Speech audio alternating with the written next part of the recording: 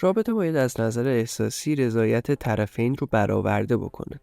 رابطه عاطفی مثبت باید شما رو خوشحال‌تر کنه و باعث بشه حالتون بهتر بشه.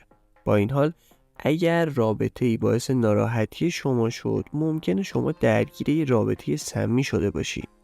توی این ویدیو 5 تا نشونه مهم رابطه سمی رو بهتون میگیم. 1. عدم اعتماد. یکی از علائم هشدار دهنده رابطه سمی عدم اعتماده. توی این روابط هر حرکت شما زیر سوال میره و نظرات شما اصلا اهمیتی نداره.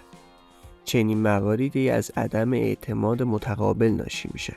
وقتی شریک زندگی شما به شما اعتماد نداره، توی تمام مسائل زندگی شما دخالت میکنه و این دخالت‌های زیاد ممکنه شما رو خسته کنه.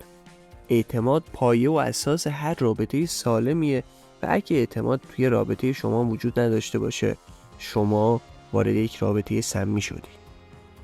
شماره 2. بی احترامی کردن.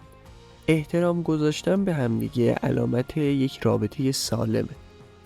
با این حال توی روابط سمی متوجه میشید که همسرتون از شما بی دلیل انتقاد میکنه یا به شما توهین میکنه. روابط سمی باعث آسیب به روح و روان شما میشه و حتی ممکنه که احساس کنید برای تحقق بخشیدن به خواستهای خودتون باید تمام انرژی خودتون رو صرف کنید، ولی عملاً این تلاش ها بیفایده است. 3. عدم صداقت. توی یه رابطه سالم باید بتونید تمام مسائل شخصیتون رو با یکدیگر به اشتراک بذارید. اگر هر کدوم از شما بهونه‌ها و دروغایی برای مخفی نگه داشتن از همدیگه پیدا کنید، پس به همدیگه اعتماد ندارید. این وضعیت نشون دهنده رابطه سمیه.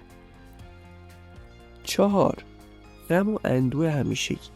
اشکالی نداره که گاهی غمگین بشید، اما اگر این غم دائمیه و شما رو به سمت افسردگی سوق میده، به نظر میرسه شریک زندگی شما فقط به ناراحتی های شما اضافه میکنه و برای بهبود این قضیه تلاشی نمیکنه.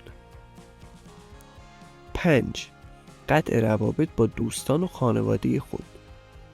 روابط سمی میتونن اونقدر طاقت فرسا باشن که شما مجبور بشید که دوستا و خانواده‌تون رو ترک بکنید و یا اونها رو نادیده بگیرید.